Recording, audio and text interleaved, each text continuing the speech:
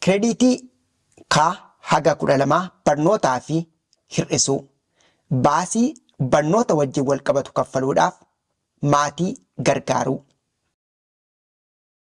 Eenyutu ulaagaa guuta? Maatii Minisootaa kan ijoollee kindergaarten irraa hanga kutaa 12ffaatti baratan qabani.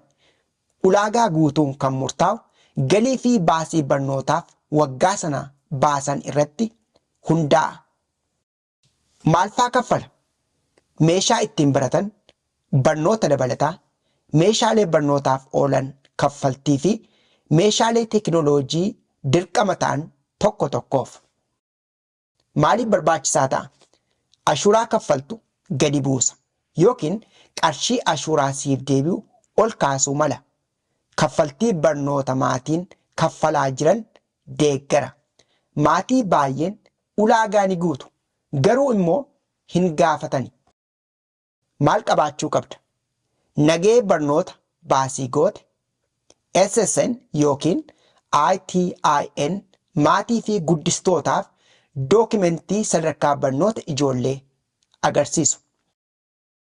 Tajaajilli kun kan kennamu fandii isteeta Minisootaa irraa argameedhaan. Caalaatti baruudhaaf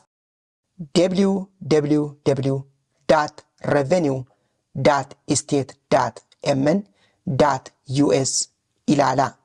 Dhimma kana irratti deeggarsa yoo barbaaddan dhaabbata African Economic Development Solutions lakkoofsa bilbila isaanii 651 646 9411 yookiis marsariitiin isaanii